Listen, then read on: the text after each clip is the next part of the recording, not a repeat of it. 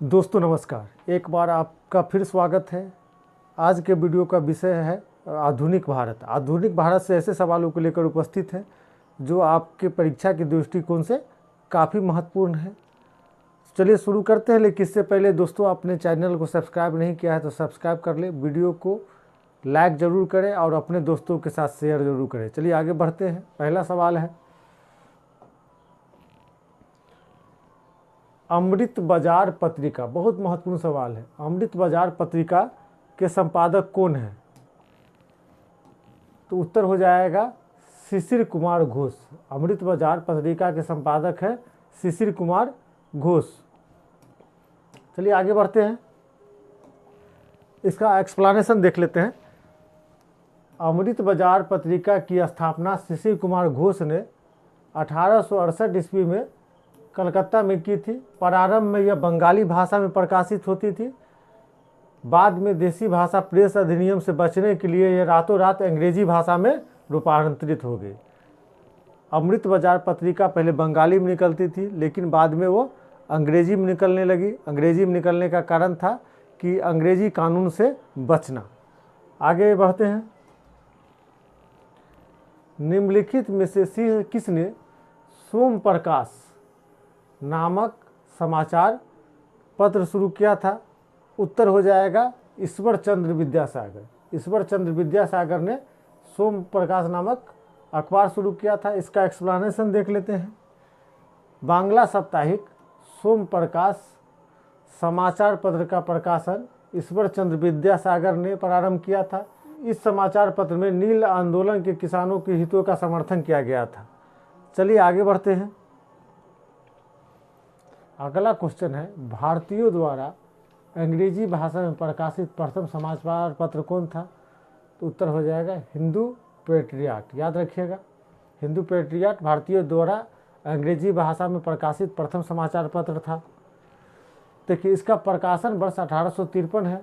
इस समाचार पत्र के प्रथम संपादक गिरीश चंद्र घोष है। ये महत्वपूर्ण है। बाद में हरिचंद्र मुखर्जी और कृष्णपाल दास भी इसके संपादक रहे हैं। आगे बढ़ते हैं। अगला सवाल है, कॉमन बिल किसने प्रारंभ किया था? तो इसका उत्तर हो जाएगा एनी बिसेंट ने। कॉमन बिल एनी बिसेंट ने प्रारंभ किया था। एक्सप्लेनेशन देख लेते हैं जो काफ़ी महत्वपूर्ण है।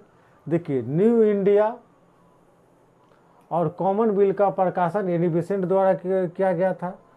बॉम्बे क्रॉनिकल फिरोज शाह मेहता द्वारा, सर्च लाइट सच्चिदानंद सिन्हा द्वारा तथा लीडर मदन मोहन मालवीय द्वारा प्रकाशित समाचार पत्र थे। एक बार और सुन लीजिए, न्यू इंडिया और कॉमन बिल एनी बिसेंट द्वारा प्रकाशित समाचार पत्र थे।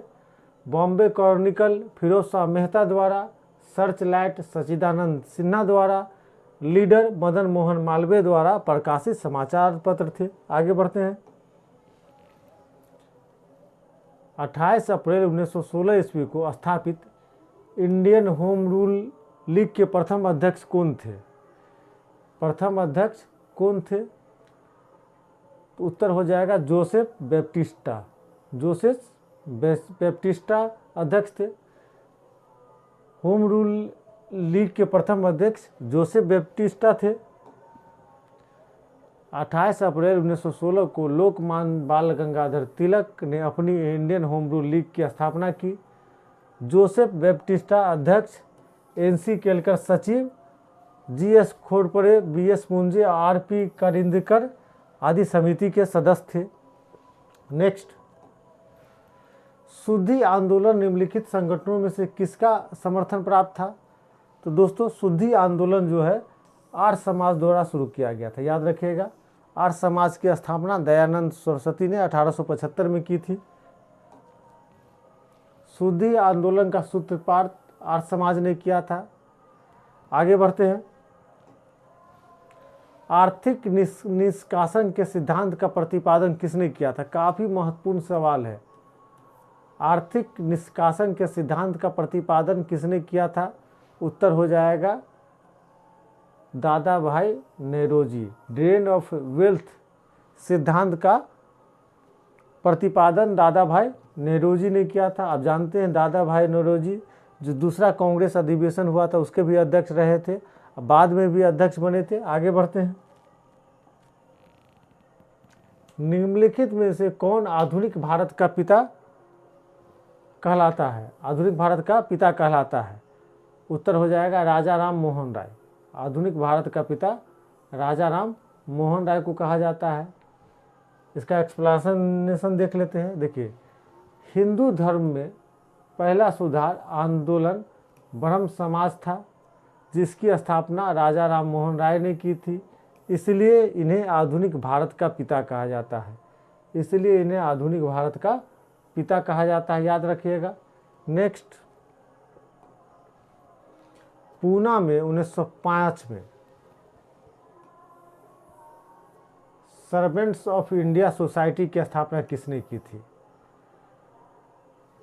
उत्तर हो जाएगा गोपाल कृष्ण गोखले ने। भारत सेवक समाज की स्थापना, इसका हिंदी हो जाता है भारत सेवक समाज। सेवक समाज की स्थापना गोपाल कृष्ण गोखले ने की थी। भारत सेवक समाज की स्थापना या सर्वेंट ऑफ इंडिया सोसाइटी की स्थापना गोपाल कृष्ण गोखले ने की थी। 1905 में गोपाल कृष्ण गोखले ने भारत की सेवा के लिए राष्ट्रीय प्रचारक तैयार करने के लिए 1905 में पूना में, जगह भी पूछ लेता है, पूना में सर्वेंट ऑफ इंडिया सोसाइटी की स्थापना की थी। नेक्स्ट, खुदाई खिदमतगार नामक संस्था के संस्थापक कौन थे? उत्तर हो जाएगा खान अब्दुल गफ्फार खान। खुदाई खिदमतगार संगठन को हम लोग लाल कुर्ती संगठन के नाम से भी जानते हैं। ऐसा इसलिए लाल कुर्ती संगठन कहा जाता था कि जो लोग खुदाई खिदमतगार के स्वयं सेवक थे वे लाल कुर्ती पहनते थे। इसका एक्सप्लेनेशन देख लें। सविनय अवज्ञा आंदोलन के समय उत्तर पश्चिम सीमा प्रांत में खान अब्दुल गफ्फार खान के नेतृत्व में खुदाई खिदमतगार नामक संगठन स्थापित किया गया। उन्हें लाल कुर्ती संगठन के नाम से भी जाना जाता था। नेक्स्ट, स्वाधीन भारत के प्रथम भारतीय गवर्नर जनरल कौन थे? स्वाधीन भारत के प्रथम भारतीय, देखिए प्रथम और भारतीय, तो उत्तर हो जाएगा सी राजगोपालाचारी। सी राजगोपालाचारी। चलिए अगला सवाल देखते हैं। Chamber of princess, chamber of princess के प्रथम चांसलर कौन थे? उत्तर हो जाएगा महाराजा मान सिंह। चेंबर ऑफ प्रिंसेस के पहले चांसलर महाराजा मान सिंह थे। इसका एक्सप्लेनेशन देख लेते हैं। चेंबर ऑफ प्रिंसेस के प्रथम चांसलर महाराजा मान सिंह थे। चेंबर ऑफ प्रिंसेस का गठन मॉन्टेगू चेम्सफोर्ड सुधार में की गई व्यवस्था के अनुसार 1921 में हुआ था। यह डेट पूछा जाता है कि चेंबर ऑफ प्रिंसेस की स्थापना कब हुई थी। आगे बढ़ते हैं। महात्मा गांधी की आत्मकथा मूल रूप से किस भाषा में लिखी गई है? तो मूल रूप से अंग्रेजी भाषा में लिखी गई है, याद रखिएगा। महात्मा गांधी की आत्मकथा मूल रूप से अंग्रेजी भाषा में लिखी गई है। इसका एक्सप्लेनेशन देख लेते हैं। महात्मा गांधी की आत्मकथा माय एक्सपेरिमेंट विथ ट्रूथ अंग्रेजी भाषा में लिखी गई है। महात्मा गांधी की आत्मकथा माय एक्सपेरिमेंट विथ ट्रूथ अंग्रेजी भाषा में लिखी गई है। नेक्स्ट, हैदराबाद राज्य के संस्थापक कौन थे? देखिए उत्तर हो जाएगा चिनकिलीज खां। समझे ना, चिनकिलीज खां को आसफ जाह भी बोला जाता था, आसफ जाह। इसका एक्सप्लेनेशन देख लेते हैं। हैदराबाद की स्थापना निजाम उल मुल्क आसफ जाह अर्थात चिनकिलीज खां ने की थी। कभी कभी विकल्प में सिर्फ निजाम भी दिया रहेगा, कभी कभी निजाम उल मुल्क दिया रहेगा, कभी आसफ जहाँ दिया रहेगा, कभी चिनकिलीज खां दिया रहेगा। ये चारों नाम एक ही नाम है। हैदराबाद की स्थापना चिनकिलीज खां ने की थी, या आप कह सकते हैं आसफ जहाँ ने की थी, या कह सकते हैं निजामुल मुल्क ने की थी, या कह सकते हैं निजाम ने की थी। तो आगे बढ़ते हैं। भारतीय नौसेना विद्रोह कब हुआ था? उत्तर हो जाएगा 1946 में। भारतीय नौसेना का विद्रोह 1946 में हुआ था। देखते हैं एक्सप्लेनेशन। 18 फरवरी 1946 ईस्वी को भारतीय नौसेना का विद्रोह हुआ। बम्बई में HMIS तलवार जहाज़ का नाम था। HMIS तलवार के 1100 नाविकों ने नस्लवादी भेदभाव और अखाद्य भोजन के प्रतिवाद में हड़ताल कर दी थी। नौसेना विद्रोह 1946 में हुआ था, जिसमें HIMS तलवार पे काम करने वाले भारतीय नाविक ने हड़ताल कर दिया था। नेक्स्ट,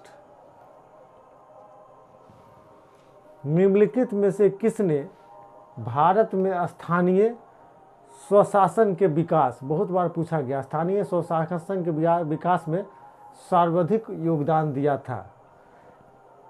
किसने भारत में स्थानीय स्वशासन के विकास में सबसे ज़्यादा योगदान दिया था? तो उत्तर हो जाएगा लॉर्ड रिपन। उत्तर हो जाएगा लॉर्ड रिपन। लॉर्ड रिपन ने सबसे ज़्यादा योगदान दिया था। नेक्स्ट, निम्नलिखित राज्यों में किस पर हड़प की नीति लागू नहीं की गई थी? देखिए, नागपुर को भी हड़प की नीति के अनुसार ले लिया गया था, संबलपुर को भी हड़प की नीति के अनुसार ले लिया गया था, झांसी को भी हड़प की नीति के अनुसार ले लिया था, लेकिन अवध को कुशासन के आरोप के तहत अपने साम्राज्य में अंग्रेजों ने मिलाया था, इसलिए इसका उत्तर हो जाएगा अवध। एक्सप्लेनेशन देख लेते हैं। हड़प नीति के आधार पर संबलपुर को 1849 में, झांसी को 1853 ईस्वी में तथा नागपुर को 1854 में अंग्रेजी शासन में मिलाया गया था, लेकिन अवध का विलय कुशासन के आधार पर 1856, यह डेट भी महत्वपूर्ण है, 1856 में अंग्रेजी सरकार ने अपने साम्राज्य में विलय कर लिया था। तो अवध का जो विलय हुआ था वो कुशासन के आरोप के अनुसार हुआ था। नेक्स्ट, बंगाल के दोहरे शासन को किस अंग्रेज शासक ने समाप्त किया था? सही उत्तर हो जाएगा वारेन हेस्टिंग। क्या उत्तर हो जाएगा? Warren Hasting. बंगाल के दोहरे शासन को वारेन हेस्टिंग ने समाप्त किया था और शुरू किया था क्लाइव ने। याद रखिएगा, शुरू किया था क्लाइव ने, समाप्त किया था वारेन हेस्टिंग ने। इसका एक्सप्लेनेशन देख लेते हैं। क्लाइव ने 1765 ईस्वी में बंगाल में दोहरे शासन प्रणाली लागू की थी, जिसे वारेन हेस्टिंग ने 1772 ईस्वी में समाप्त कर दिया था। कर दिया था। नेक्स्ट, ईस्ट इंडिया कंपनी को भारत में व्यापार प्रारंभ करने की आज्ञा सबसे पहले किस सम्राट ने दी थी? ईस्ट इंडिया कंपनी को भारत में व्यापार प्रारंभ करने की आज्ञा सबसे पहले किस सम्राट ने दी थी?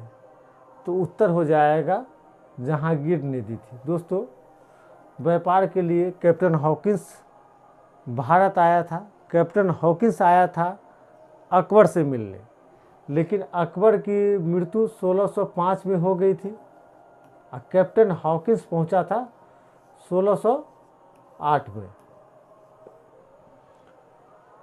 तो उस समय अकबर के उत्तराधिकारी जहांगीर का शासन था। तो अकबर से मिलने हॉकिंस आया था, लेकिन मिला था जहांगीर से, और जहांगीर ने परमिशन दिया था, इसलिए उत्तर हो जाएगा जहांगीर। नेक्स्ट, सर्वप्रथम मुगल सम्राट जहांगीर ने ईस्ट इंडिया कंपनी को भारत में व्यापार करने की अनुमति दी थी। याद रखिएगा, व्यापार करने की अनुमति दी थी। नेक्स्ट, भारत में अंग्रेज़ों ने प्रथम मदरसा कहाँ स्थापित किया था? भारत में अंग्रेज़ों ने प्रथम मदरसा कलकत्ता में स्थापित किया था। कहाँ स्थापित किया था? कलकत्ता में। याद रखिएगा, बहुत बार पूछा गया है। भारत में अंग्रेज़ों ने प्रथम मदरसा कलकत्ता में स्थापित किया था। एक्सप्लेनेशन देख लेते हैं। 1781 में वॉरेन हेस्टिंग ने कलकत्ता में मदरसा की स्थापना की थी। दोस्तों, इसी के साथ यह वीडियो संपन्न होता है। अपना ख्याल रखें। बहुत बहुत धन्यवाद।